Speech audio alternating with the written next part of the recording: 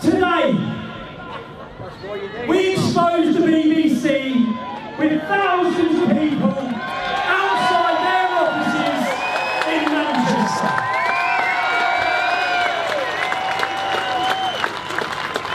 The British public do not trust you anymore.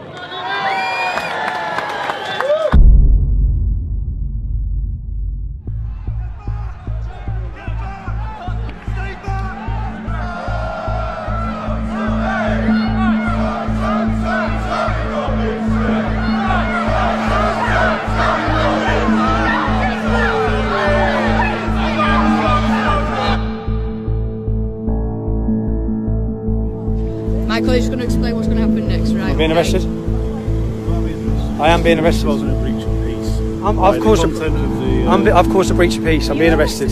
But the content of what you're streaming. The content of what I'm streaming. I'm being arrested for breach of the peace. I'm being arrested for breach of the peace. You've all watched this. You've all watched this. You've all watched this. You've all watched this. Can you get me a solicitor? Can you get me a solicitor? Can you just turn off your live feed? Can you get me a solicitor? Turn off your live feed, please. Yeah. What are you arresting you for, Tommy?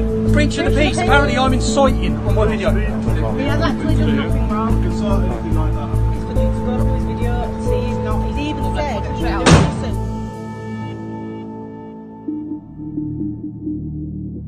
listen. Since my activism started over a decade ago, the establishment, the police and the media have all been trying to take me down. The whole world saw me wrongfully imprisoned last year. 2.5 months on solitary confinement. What was the response by the media to that unlawful detention? They justified it. They lied to you. All of them reported that I pled guilty. None of them got the transcripts from the court. None of them reported the truth.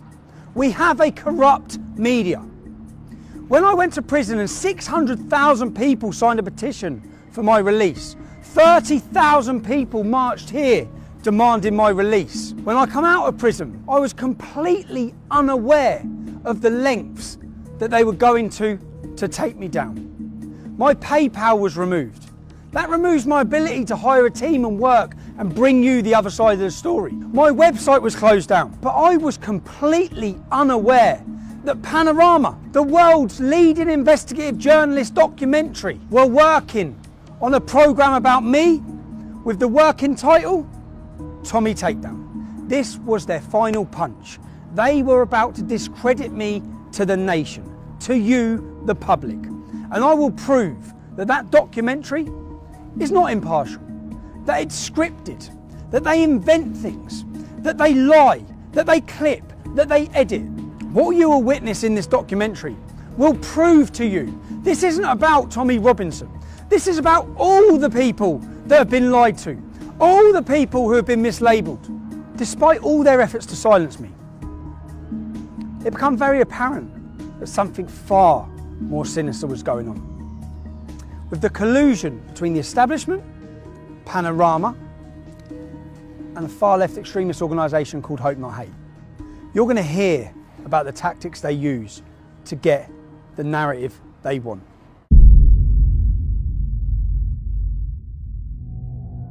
In this documentary, you're going to hear a lot about Hope Not Hate. It's important you understand who they are. Hope Not Hate is a so-called anti-fascist organisation who formed in 2004. They formed from a group and a magazine called Searchlight. Nick Lowles, who now leads Hope Not Hate, was a lead member of Searchlight.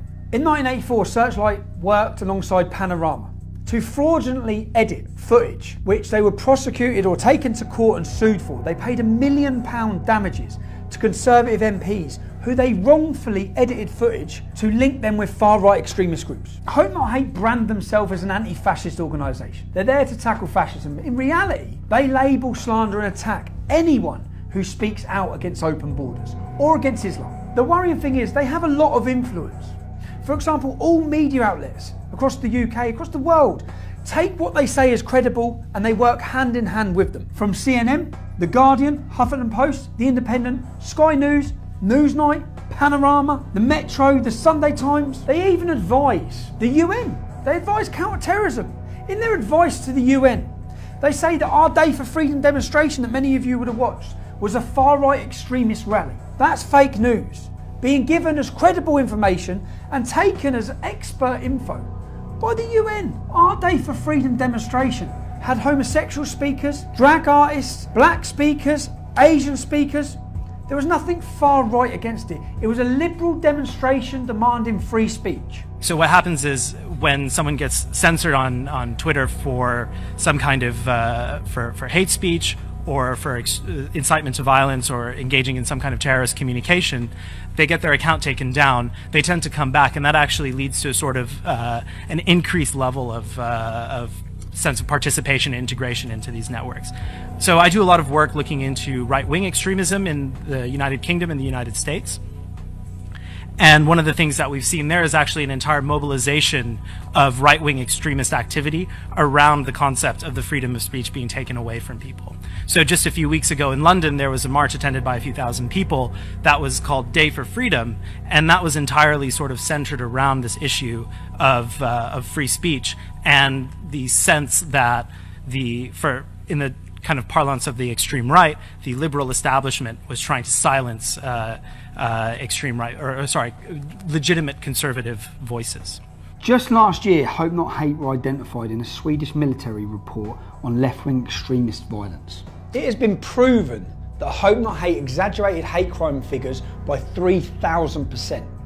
Nothing they said after that point should ever have been taken as credible, let alone taken by journalists without checking anything and spread around the world to demonise and slander people and organisations. They play a key role in pressurising social media giants, whether it be with petitions or requests from MPs that they're working alongside with to say who's promoting hate. Not who's promoting hate that would breach laws in this country, but who needs silencing with their opinion. They're now teaching your children in schools about fascism. If we take a quote from their original spin doctor, Dan Hodges, from his quote you'll understand the tactics they use in this documentary. It was a no-holds-barred, bare-knuckle PR. We used every dirty, underhand, low-down, unscrupulous trick in the book. These are quotes from their spin doctor, Joe Mulhall, who is a lead researcher for Hope Not Hate. He brags about days out with their BBC political reporters. Their relationship works hand in hand with the corrupt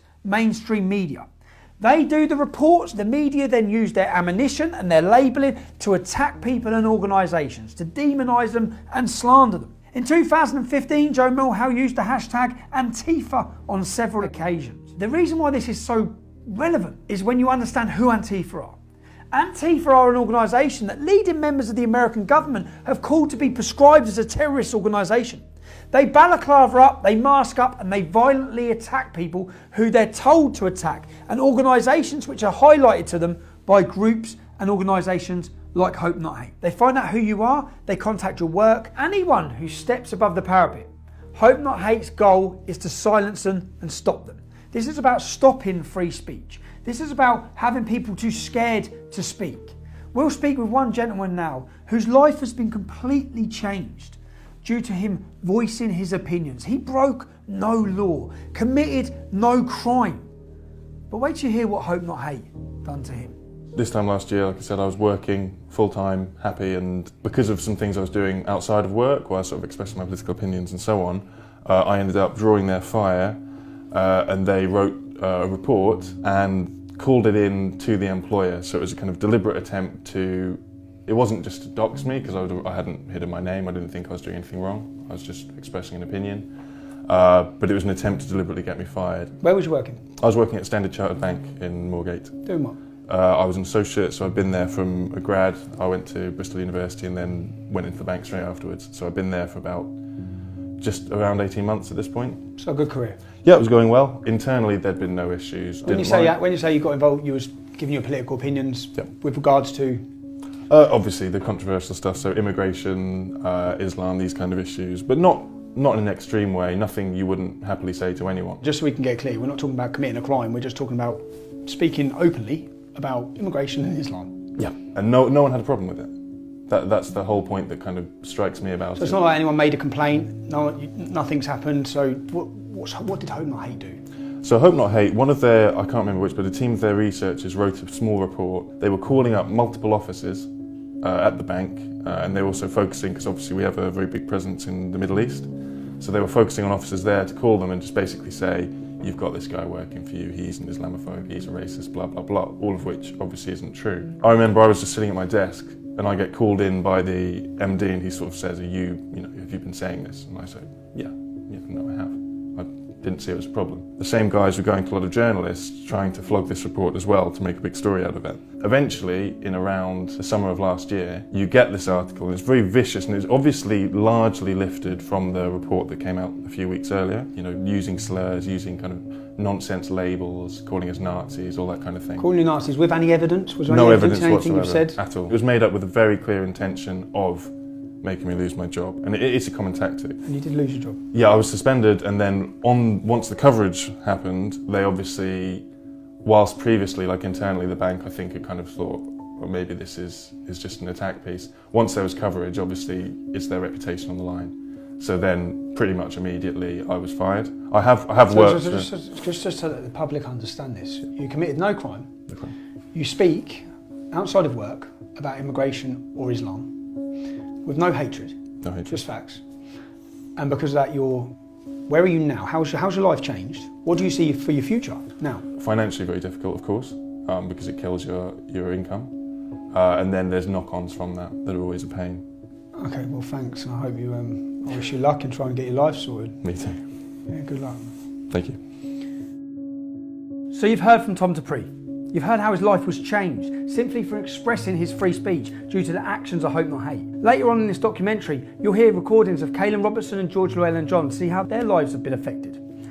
Caelan and George used to work with me at Rebel Media, and when I went independent, they come to work with me there. When I was released from prison and I met with them, they said that they had been intimidated and threatened, and for that reason they couldn't work with me. I'd just been released from prison. I wasn't in a good state, and I thought they were just saying that because they wanted to go and work with Lauren Southern. Also, you'll hear recordings from Lauren Southern. Lauren Southern is a leading political activist from Canada. She now works as a journalist making documentaries. In those recordings, you'll hear about allegations about how they've suffered due to the actions of Hope Not Hate. So, I've been contacted by Lucy Brown, who's an ex-employee. The last time we spoke to each other, we were screaming obscenities at each other. Now, she's been contacted by Hope Not Hate and by Panodrama, who are working together on a project against me, work entitled Tommy Takedown. So, I'm on the way to see Lucy. I'm actually really concerned and worried about what it is they're up to, because I know everything they've tried to do to take me down hasn't worked. So, let's see what's next. Last time I spoke to you, I screamed some obscenities, some terrible things down the phone. So did I. I also have a surprise for you. Go on. I thought I'd commiserate it, so I actually got your prison number. No, you haven't. To remind myself. To remind myself the happiest day of my life. What? 82084CG. Yeah, that's the one. Oh my god. I laughed my head off. Oh my god. Shit, Lucy, you were fucking angry. How have we ended up sitting here? And what are we talking about?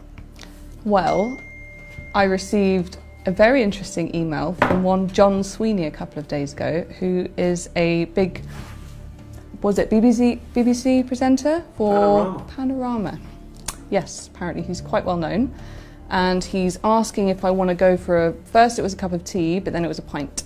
And he'll come all the way to Cambridge to see me. And I think he wants some dirt on you. You was approached by Joe Mulhall?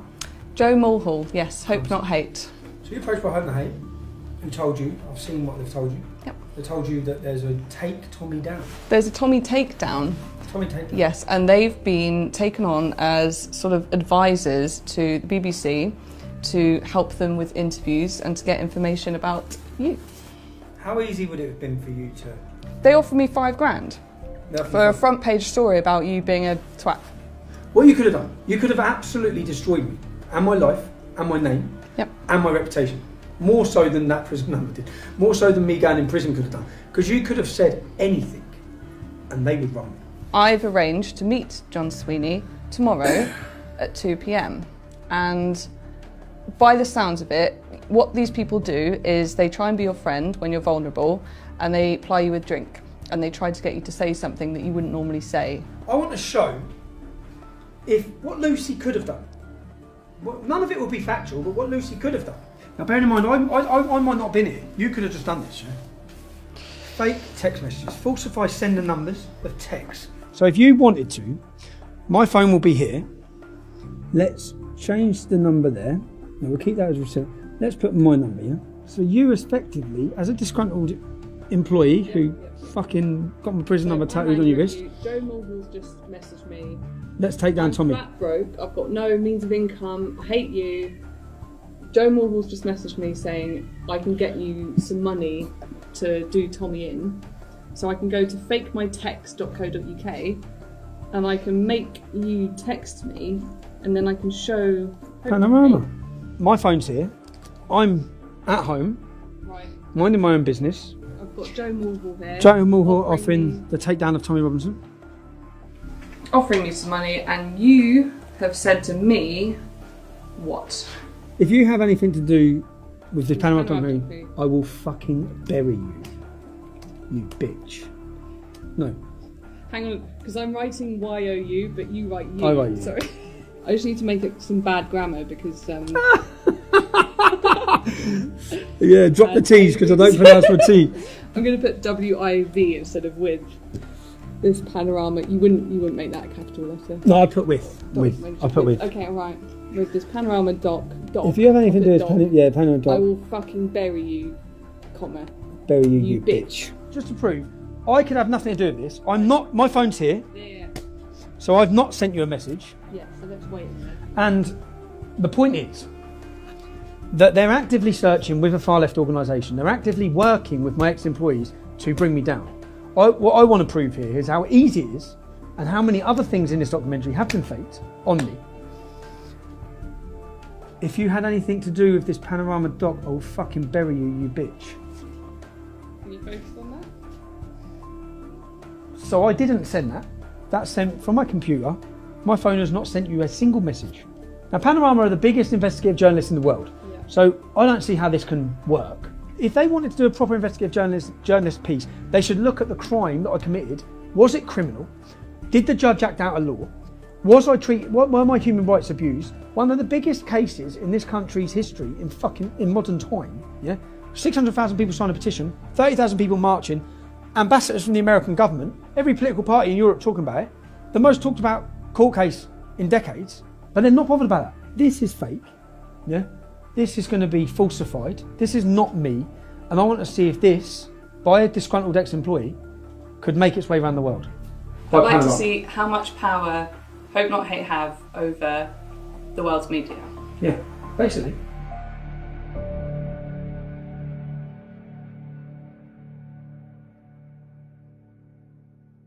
This is the little minute, this will replace your button. Cool. This will go into your button anyway. This is how we'll record, and are you nervous? No. You should be. You should be. And well, let's just wait and see what we get from this. Time will tell, but good luck, and don't do anything I wouldn't do. Thanks, mate. See you later.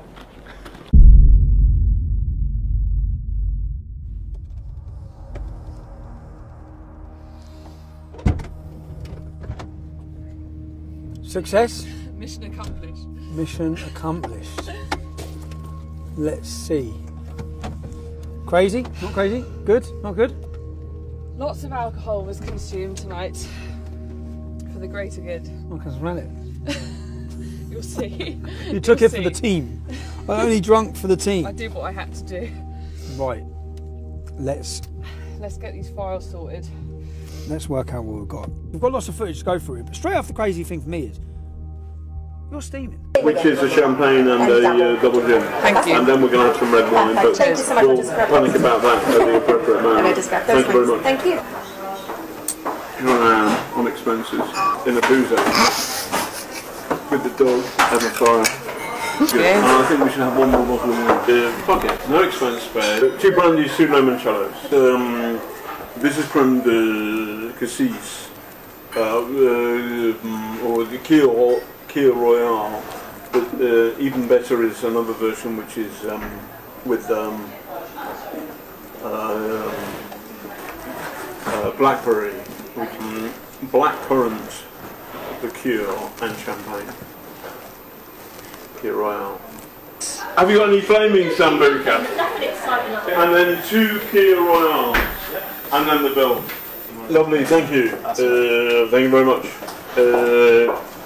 I think we've got to do a runner. It's a joke. It's fine. I don't care. Not only I really don't care. Good. Service included. So make it 220. Thank you very much. Was this on BBC Expenses? How much alcohol's been consumed? I've heard him mention 3 bottles of wine, champagne, flaming Zambuca, all in 5 minutes. And you can hardly sit up. So, for me, that's an expensive scandal that the licence fee payer is paying for. Should we be paying for you to get pissed? Yeah. Of course you think we should. Me getting drunk is me being more lucid, and then I'll tell him stuff. So he's wanting to get you drunk. He's using the expense money to get you drunk in order to get you information. Get me drunk, be nice to me, be my friend, and then I'll loosen up and be like, oh, I've got this recording, or I can tell you this, or whatever.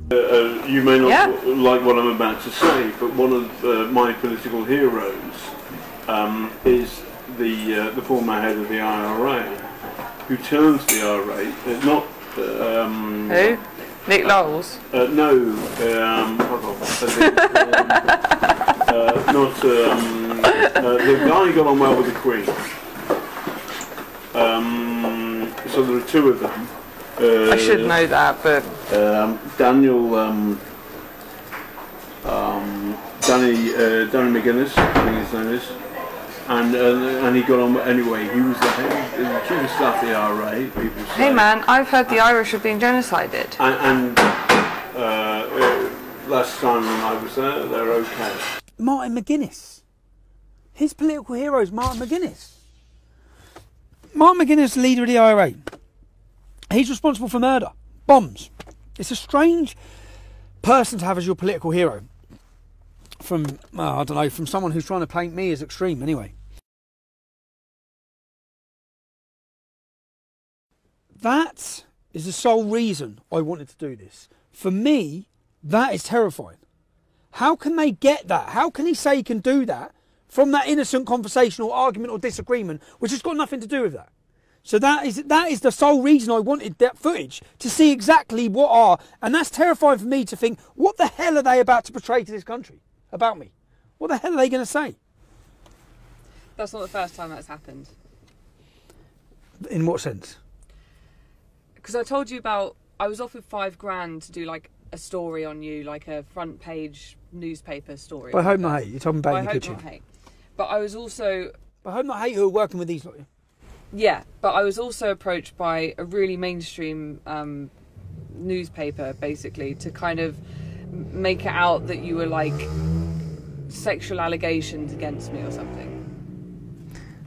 What, they were approaching you for that? At a time when we fell out? Yeah, they said when I was at my lowest and I basically didn't have a job and I was like, a complete mess, and they were trying to like dig and get stuff out of me.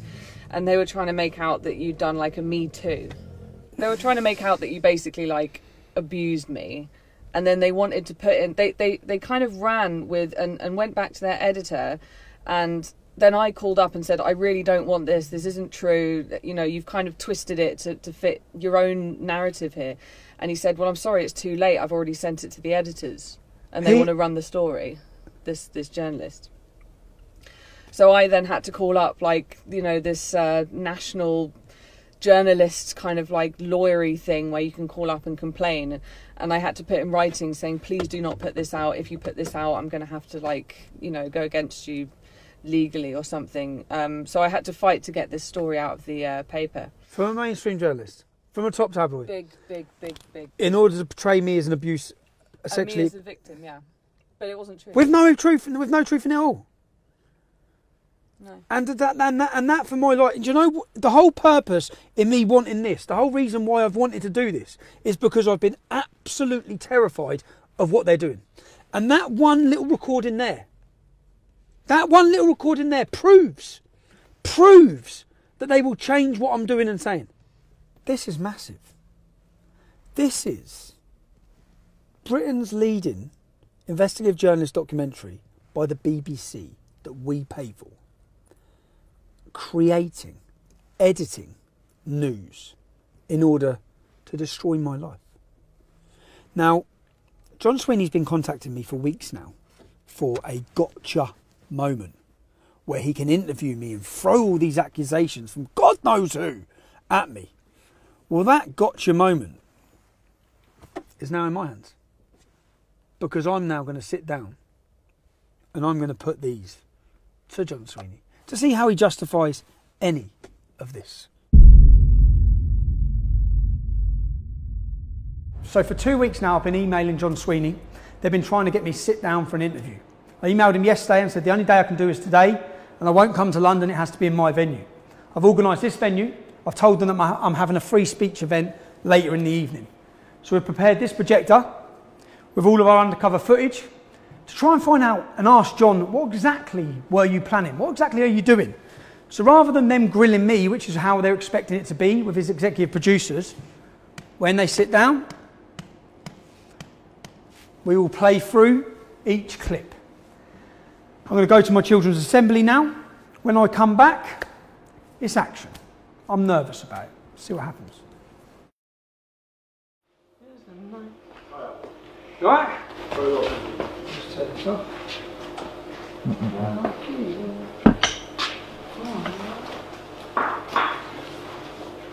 Hi. Fine. How you doing? Thanks very much for doing this, thank you. Good one. Good, everybody's phones off. You alright? Before we do start, I just wanted, because I am paranoid of fair and balanced reporting, I just wanted to clear a couple of things up with you while we're here. Is that alright before we start? Okay, but you're recording, I think, aren't you? You're okay. Recording, and so aren't you? That's fine. Yes, okay. That's okay. fine. So we're not starting yet? No, don't have to start the interview. I just want to clear everything up. So, this is a Panodrama documentary. You wouldn't be working with an organisation called Hope Not Hate on this documentary, would you? In order to find people to give negative opinions of me.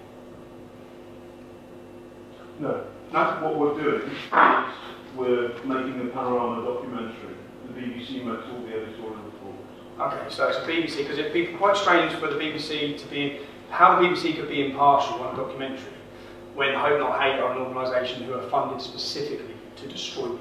There are two separate entities. Okay. The BBC, I work for the BBC, this is the BBC Panorama production. Okay, can I just quickly show you something here? So what this is Joe Moorhouse from Hope Not Hate, and what he says in this message is that Hope Not Hate are steering this documentary. My name's John Sweeney, okay. and I'm a reporter for Panorama. Okay, John. So what this other guy says, he's steering, he's not steering. Okay, are you aware of any threats or blackmail that's been made to any of my ex-employees to give negative information about me to you? Are you aware? No. Can you just listen to this one? We were basically threatened with the most horrendous shit you can possibly imagine for 3 months, constantly, to do this. Constantly. Because basically, why they have dirt on us is when we left Rebel, I don't know if I told you this, when we left Rebel, we were really fucking angry, and none of the media would take all the stuff we had on them. So Nick Close reached out to me on Twitter and he was like, oh, meet up with us. And we were like, oh, okay, like we weren't working with anyone then. So we were like, yeah, fuck it. And we met up with them twice and we were like, we can write a book on Rebel Media. We can write a book on how they've scammed people and this and this and this and this and this. And we were like really conniving with them. One of the first things they started threatening us with, this only started 3 months ago. We had no contact with them between 3 months ago and leaving Rebel, nothing.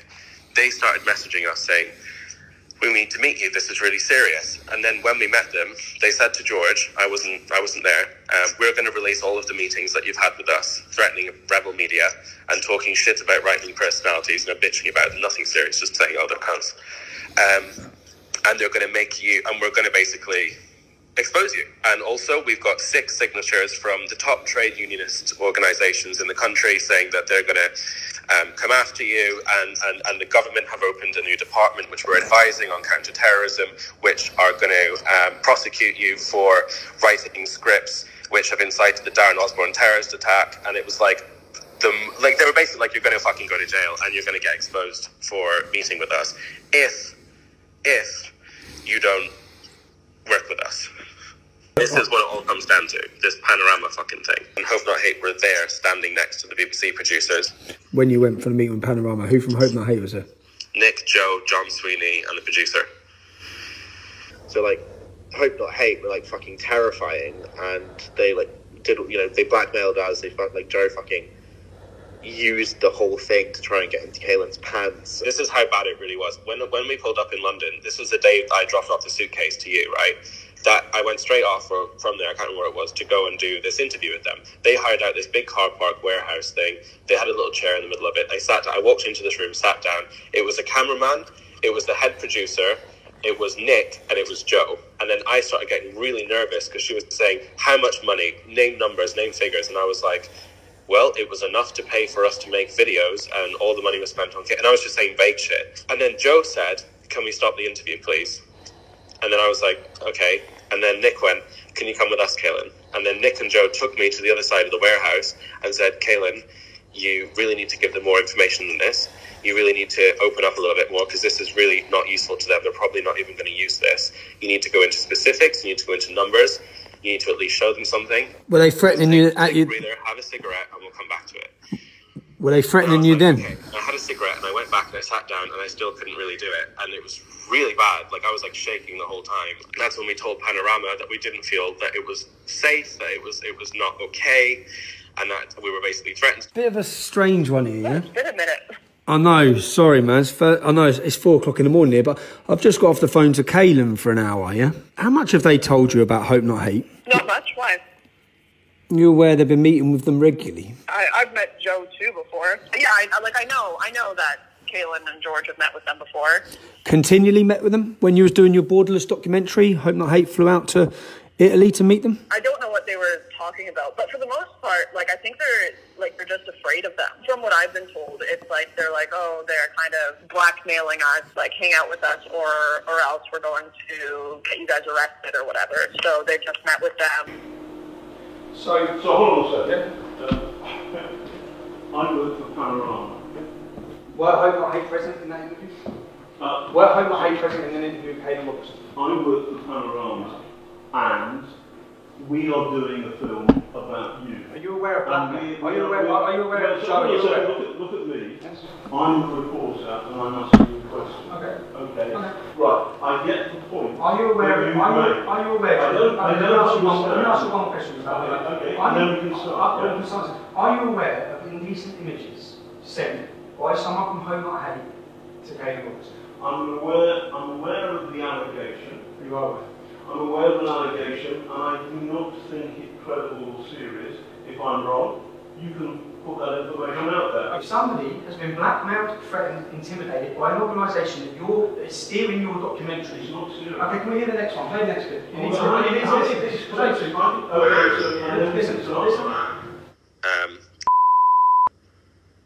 Made really inappropriate, I don't know how to describe it, almost like basically like a sexual assault situation towards me when I was really drunk, pretty much passed out. Fuck you know, this gets messier and messier. No, hold on, yeah, okay, and I like got really upset and I broke down and I told George about it last week because it's really fucked me up, and George messaged Nick, and apparently nearly got suspended, and like it's fucking, it's a really big mess.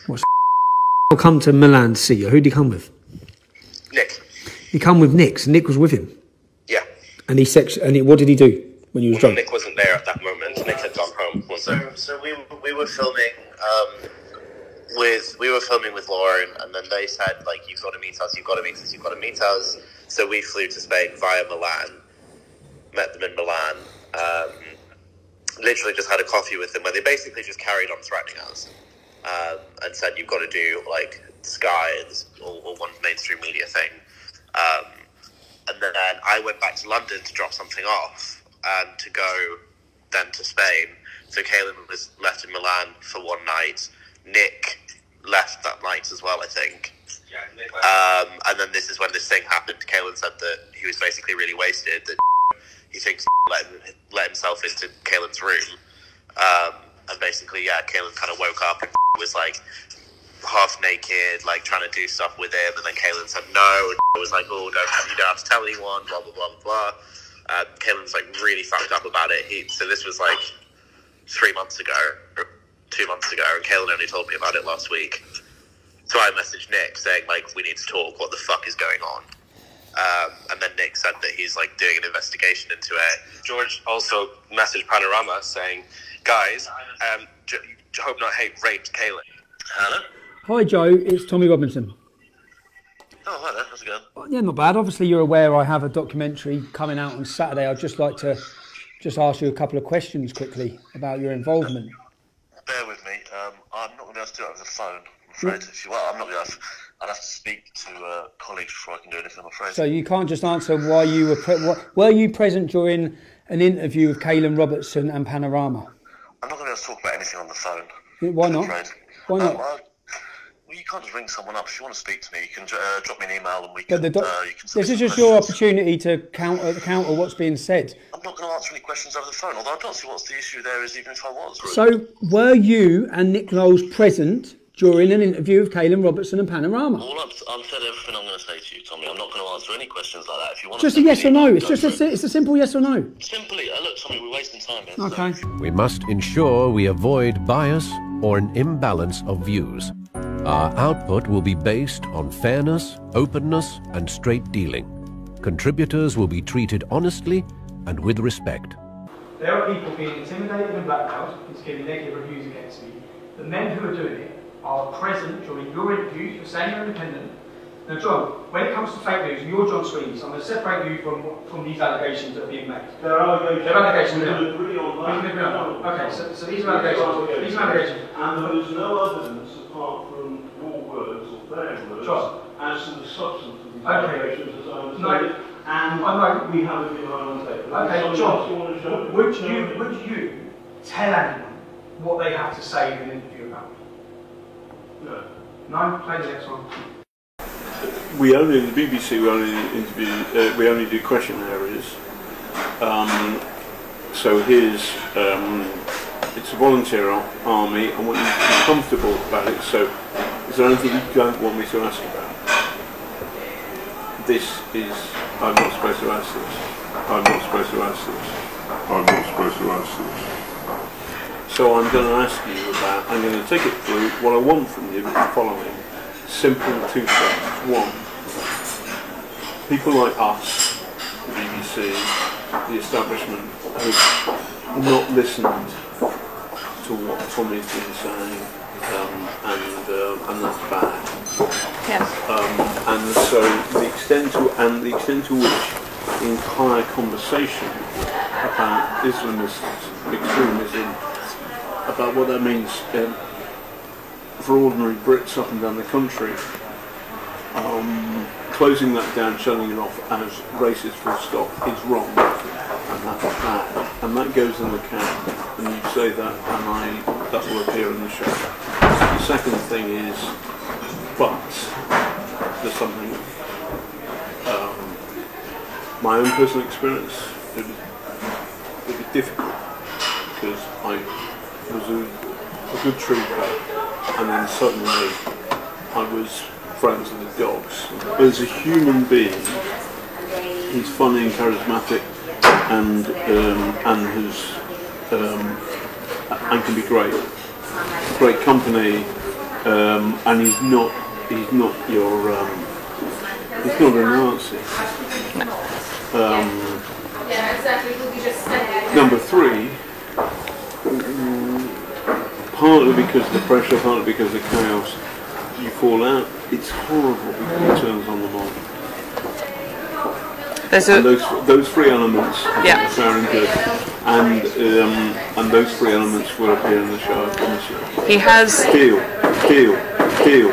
We'll have a proper ding-dong. Okay. Because there's a lot of people and the good stuff, your stuff, goes in. So there you are. So I don't have to put on the record, John. I don't have a problem with that. Because I'm not, no. I'm saying I'm putting, after a long conversation, I've got the whole conversation, John. Which you haven't done. I've got you 6 times telling that individual what they must say. Now let's go to the next one. Gilligan wanted to make it sexualised, and he wanted it to make it out like you basically like Harry Weinsteined me. Oh my God, man. Because you're like a position of power. And you're a vulnerable and like all this shit, and I was like, yeah, So when I'm being told, this isn't about you, John, but when I'm being told that journalists are approaching people... Oh, sorry, I don't understand the context. I'll tell you the context. Okay. This specifically is not about you. Okay? Oh, they do. But when I felt sick, okay, because I found out that journalists were offering money to try and get a young girl to do a Harvey Weinstein story against me. Now, you're Panorama, you're John Sweeney. So let me play the next clip to you. I call him like a silly little man and stuff. I'm just shouting at him. Yeah, but oh, we love that. It was quite bad. Could we have that? I'll drop you in it. I'll have the thing.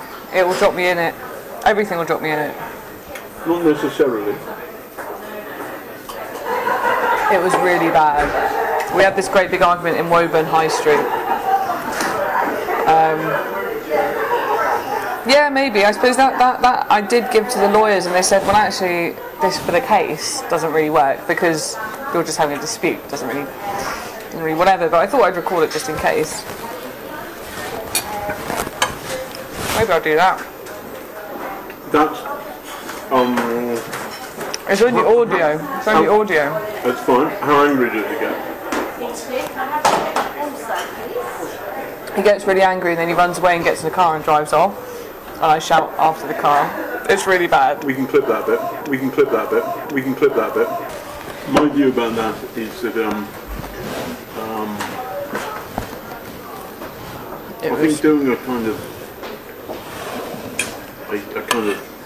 gender, a kind of sexual thing against Tommy Robinson is... The person I was talking to there was worried about whether she would be identified. Now clearly that tape is now in your hands, so it would seem that she's working... John, you said you would clip footage to make... No, you said you would clip... Do you have any idea what implications? You tried to turn a normal argument into a sexual matter. No. Yes, you did. Yes, you did. You want to take it. Do you understand the implications? I've got 3 young children. Do you think before you destroy a man's life? Because this is what you were planning on doing. No, I've got the evidence. You misunderstand me. I misunderstand. So what I was trying to do was to say to that source that if necessary we would change her gender to turn her, for example, into a man. I've done that on regular occasions where I have covered difficult... So you're not realising I've got all of this text? You're hanging yourself. You're hanging yourself. So John says I'm misrepresenting him, and in fact he was telling her he could change her gender so she could not be identified. Let's just hear that clip again. I think doing a kind of gender, a kind of sexual thing against Tommy Robinson is... We can do a kind of gender, a sexual thing against Tommy Robinson.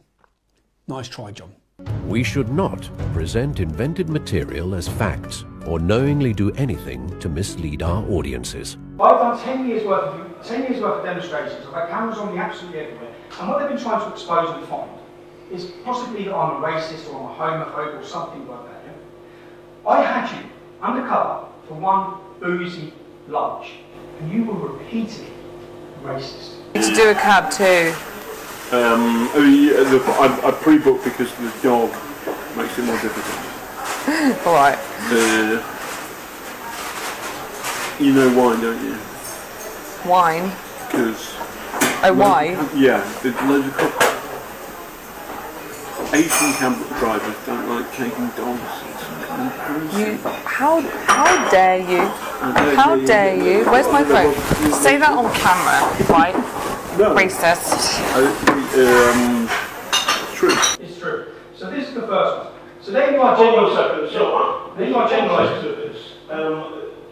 And I regret those words said, but the context is simple. That I had a real-world experience like that. There's a court case in today's papers where an Asian taxi driver has lost his license. He was refused to carry a blind dog. You're doing exactly what your channel does over breeding. You're blaming an entire continent when, let's face it, it's Islam that believes dogs are unclean, so it's Muslim taxi drivers that don't like dogs. But you have stereotypes on the entire continent. Then that wasn't enough for you, John. You wanted to then have a go at the Greeks. And it always goes down well.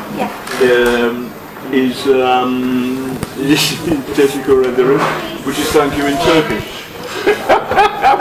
When you're pissed, you want to piss off a Greek, you start speaking Turkish. Oh really? And they know, and they don't, anyway, never mind, they don't like it, but it is quite funny. Tommy, that's pathetic, that's a joke. You find it funny joking about the invasion of a country where women were pillaged and raped and murdered. Okay, you find that funny? No, John. So I have many Turkish and Greek friends. Well, you're upset the entire Greek community because you find it funny to speak in Turkish to them because you find that funny. None of this is fun. None of this is fun. None of this is fun. Let me play the next one. Okay, play the next one. I have a little more in common. I have more in common with Tommy than most reporters. Yeah. I scumbag Irish background. A scumbag Irish background.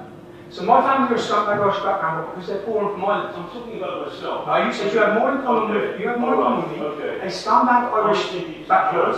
Which it's a joke. That's a joke. So wait a second. Yes. It's a joke. So I'm very, very proud of my Irish heritage. My great granddad, who's a scumbag to you, John? No, who's a scumbag to I'm you? very proud of my Irish heritage. Yeah. If you get somebody like me talking to a source, and actually that source is in fact a mole working for Tommy Robinson, then in the context of a 2-3 hour conversation, there will be moments where jokes happen. I'm very proud of my next one. But the people who've been beaten up by Antifa, or Antifa have attacked Tommy and you've been in there. Those people are brainwashed. And they're lefty people. They're lefty. Self-hating whites. I'd like to call them a honky. How do you use an racial term? How do you use another racial term? You call them honkies. Hold on a second. You call them honkies. This is a conversation with your source. In what I'm trying to do is you're trying to label me, and what's happened is in one afternoon, in 1 month, John, you've been. Okay, let me talk about homophobia. You seem obsessed. You seem obsessed with gays. So you have an obsession because then you ask if Joe Mulhall's gay, right? Because they've not gone out and just had a mate that's gay. That's the difference. So you've got people up in like all these different places in the UK or whatever, and they're sort of they've not just had a gay mate. Have they never met a conservative MP? No. I remember one line in particular. She said, "What do you think about LGBT or something?" And I said, "Well, some of the stuff that gay people say is just ridiculous." And that's me being the way. Okay, by the way, there's nothing wrong with it. You said something worse, I guess. Probably. That's the way that I would speak to Kaylin. Ridiculous. You know, yes. That's the way that I would speak to Kaylin in a bar. You know, I think like they're ridiculous. They should be shot. Well, yeah, exactly. No, obviously. No, I know. But did you say it? No. Good. That's the thing, because unbeknownst I would say that, by the way. I would.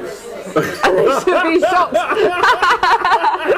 What are we talking about? Oh yeah, Joe's dick pics. Is he gay? Oh, my gay darling's rubbish. He's a Bertie Wolf there, is he? He's a Bertie Wolf there, is he? He's a Bertie Wolf there, is he? May the best man win. Yeah. That's a bit weird. Dzień dobry. I'm not a jerk. He's a woofer. Woofer, Cockney Rhyming slang for woofer.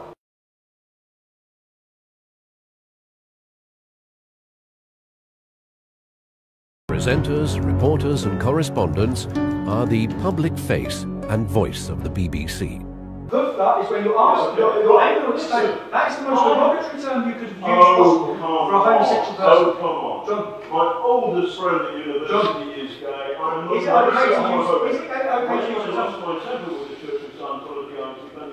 it okay to use the terminology woofer? Is that okay? It's not great. Is it okay, John? No, it's not. It's one of the most derogatory terms. It's not derogatory, but the idea that I'm homophobic is not true. Let's get down to the reason.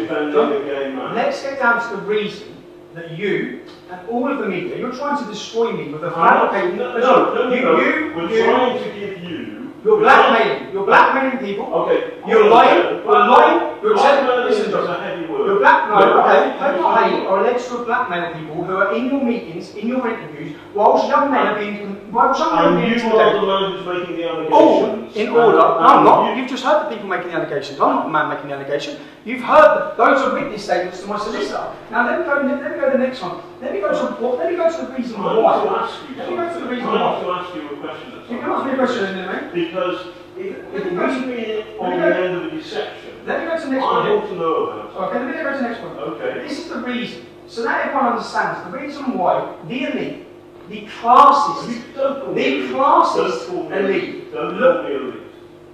Am I a cannibal? Let me play the next one. I've met Danny.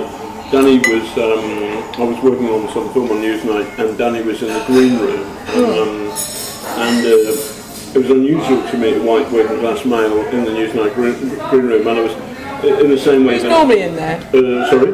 Who's normally in there? It was so unusual that me and one of my mates, we went down there to have a drink with him in the way that you would do with somebody from the, you know, a cannibal from the Amazonian,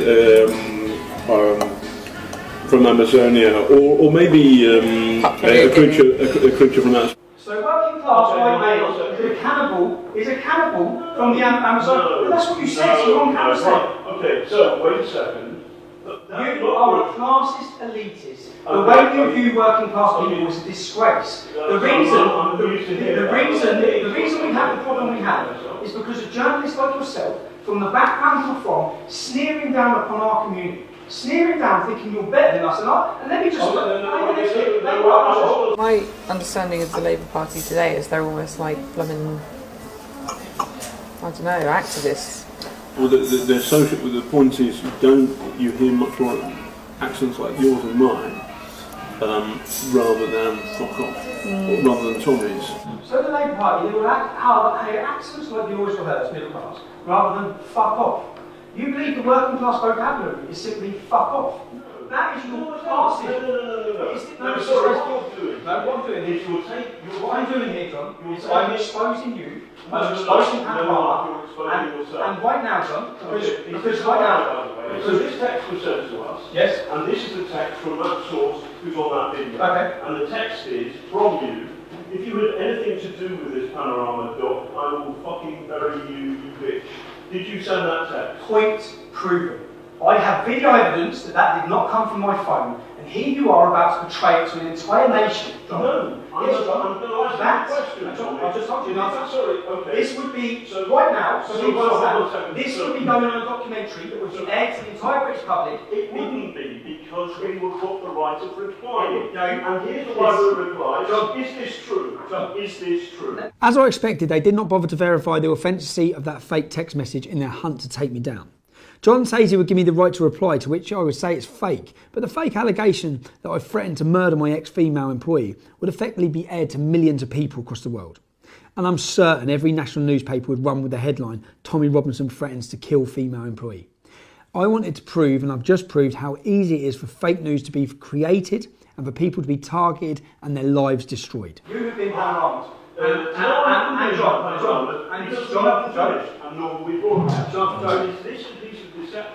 My solicitor is currying a court injunction against you. Okay. Oh, fantastic. Against you. That's so good. So is this a lie? This is fake news exposed. Very good. Okay. Is this a lie, Tommy? John, I suggest you get home. Yes. Is this a lie?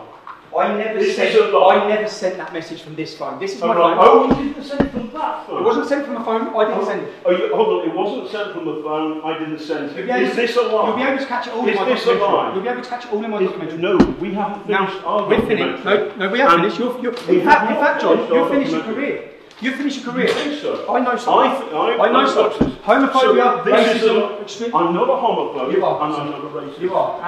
I'm not. Okay. What you was is a lie. What the establishment. This is, mate. This is a skit show. What the establishment was about to do to me, they were going to destroy my name, sexualise comments. I'm not member of the establishment. Yes, you are. We You're will do working. none of these things. Are you working the Hope Not Hate in this documentary? No. Have they been present in interviews? We have had some input from some Have people, they been present in interviews? including your spies. Have they been present in interviews? Not John, not, you are fake news. You're fake news. No, and no, you've been no, proven. no, no. You've been creating. This is a lie, Tommy. You've been proving. You told us this a lie. Is a lie. And You're on you, camera, sir, bro. are the source of the lie. The idea that I'm homophobic, that's not John. true. This John. man has lied to us Who's John? through people. John, are you John? So, hold on. You're John. So I suggest you prepare yourself, because Okay. once this goes live, which it's going to, outside your offices on the 23rd of February, I've got all the evidence of you creating stories, telling sources and people Oh, what hold to on a say. second. Outside It's your all offices, because this is what you do all It's the time. all Tom. evidence, John. What you do You know what is I'm you talking threaten about? people. It's all evidence. You always threaten people. And the hate You're you lying. have put up John, online. don't talk about hate when you're calling people woofers. You intend. Listen, I'm sorry I called somebody Oh, you a are. woofter. Oh, you are sorry. It's- What about? it's Are you sorry to the language. Greeks? Are you sorry to the Irish community? Are you sorry? You insulted a Greek woman by speaking Turkish to her. You said you found it funny. I didn't know It's such on camera, thing. John. It's on camera, John. No, but what You said you you're would saying is sexualise. that- You said you would sexualise my comments that were innocent. No. Yes, you did. No, You're on I didn't. camera, No, John. I didn't. John, No. the world's going to Anyway, watch this, bro. this is a lie. Good luck with your injunction. Good luck, my injunction. We haven't finished on Panorama. No. And stop threatening people. You have finished, shouldn't threaten Julia Ebner. You think I'm finished? I've got another thing coming, and I can give you that for free. Can you? Okay? Good. Go and find a lawyer. I've already been with a lawyer, John.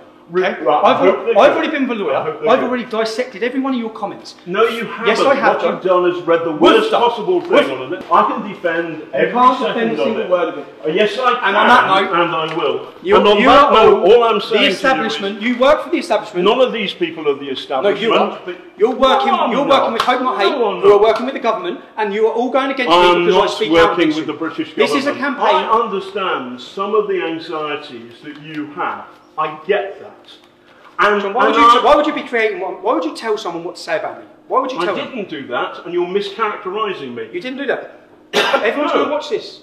No, I know Everyone's gonna watch everyone's this. going to watch it, and Yeah. it'll be good fun. But more people will watch Good our fun. Panorama. You find tell it. No, please, No, please, no, please. no, no, This no, is my no, life, no. John. It's my life. It's my life too. It's my life too, You Tommy. find it fun. And I You can- find it right. fun to tell someone that an innocent comment is sexualised. Do you know what that would do to No, my family? okay. Do you know what it would do to my Hold children? on. Do you know what you're doing? Okay. Do you know what you're doing to my family? You have no idea what you're doing to my family. If you'd have got away with what you were trying to do to me, you'd have ruined me. No, You'd have broke my marriage. Hold on a second. You'd have broke my marriage. What you've done is this. There's only No, one it's not journalist in this this room, John, and it's not you. Okay? Oh, really? Okay. That's it. Okay. You're a disgrace. And in fact, anyone who's been taken down by Panorama, anyone has to challenge now, because there is no integrity in any of the work you've done. You are a liar, you're a fraud, you're a racist, you're a homophobe, all in one interview. This is a lie. Excuse me, Mr. Brooks, the two executive producers on the program. Okay, well you're in trouble as well. You're all in trouble. You're all in trouble. We invited you for an interview today. You haven't given us an interview. No, I haven't. I've exposed you, okay? You were trying to destroy my life. You have been contacting people. Why were Hope Not Hate present? Why were the leaders of a far-left George Soros-funded organisation, why were they present during the interview of a person which you were goaded in to give bad information about me? Why were they present? Tell me. If this is a Panorama documentary, why were Hope Not Hate present?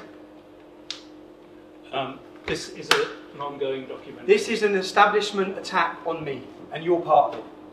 And you've been exposed to the world tonight.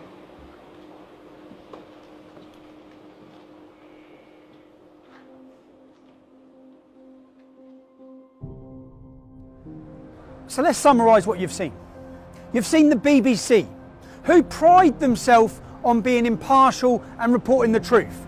You've witnessed the main man from Panorama telling someone what to say, brokering a deal on what they have to say about me. Now, if he's broken a deal with her, who else has he broken a deal with? Who else is being told what to say? They're scripting the documentary. They're also creating and inventing news. Sexual thing against Tommy Robinson. What else when we've got two other people saying they're being blackmailed in order to give negative reviews of me? Who else would have participated in this documentary? What else was going to be said? What other lies and manufactured evidence would there have been on this documentary? You've seen the contempt they have for the working class. The contempt they have for you, the licence fee payer. You pay your licence fee, and if you don't, you're taken to court. Just so the elitist, fake news journalists can travel this country drinking champagne on your expense. Now, if there's one thing that symbolises the BBC, we all know about the fake news. I've just proved to you that they create the fake news, that it's not impartial, that they work with far left extremist organisations. That's been proven. If there's one thing that symbolises them, the BBC covered for Jimmy Savile. They covered for Stuart Hall. Up to 100 children were raped and abused, many of them on the property of this organisation. Let me show you this statue that is at the entrance to the BBC. That statue was sculptured by a man called Eric Gill. Eric Gill was a paedophile. He raped his own daughters. He had sex with animals. He had an incestuous relationship with his sister. When the Catholic Church became aware of this man's crimes, they removed and covered all sculptures made by him. The BBC refused to. They were asked to, but they refused to. If you have disgust now, and you're fed up with paying for this, or for the propaganda they use against you, for the negative portrayal of Brexit, if you're fed up with all of these things, what can you do? I'll show you what I'm going to do, and I hope you follow my lead. You can legally not have a TV licence in the UK. You do not have to have one, okay? None of us ask for the BBC to come into our homes and display their programmes on our TVs. If you're fed up of paying for their propaganda when you don't even watch their shows, you can follow the steps I'm about to take you through now to end that. There's a few things you need to know once you've filled out these forms. It's a myth that the BBC can sit outside your house and detect that you're watching TV. That is a myth, it's not true. If the BBC TV inspector knocks at your door, you can. Be polite, you should be polite. You can open your door, say I don't need a TV licence, I haven't got one, goodbye, I don't watch live TV. That's it. They have no rights to come into your home. It's obvious that if a TV licence inspector walked past your front window and you had your curtains open and you were watching Panodrama on BBC, which I don't think you will be, if you're watching BBC, they will fine you. But you do not have to have a TV licence. And I'm going to take you through the steps. I'm going to ask, please follow these steps now. Follow exactly what I'm about to do. Go to www.tvlicensing.co.uk. You'll find a link, declare no licence needed. Upon clicking this, you'll be brought to another page where they try to convince you you need a licence, even though you legally don't. Ignore that and click the button that says, tell us you don't need a licence. Step 1, select the type of property you live at. Complete name, email and phone number. Step 2, enter your property address. Step 3, tick the 3 boxes for the declaration. You will then be asked what date you want to start watching live TV again. Tick the button to the right where it declares I have no plans to do this. Then click the reason for not needing a TV licence. I'm sorry, but John Sweeney is not an option. Step 4, review and confirm, click submit. You are now licence free. Congratulations, you've just saved yourself £155 a year. You can now afford to go to the pub and celebrate. I know. How about champagne and double gin? Then some red wine. 2 brandies, 2 limoncellos. Creme de cassis, Kia Royale, blackcurrant liquor and champagne, flaming Zambuca and 2 Kia Royales. Enjoy.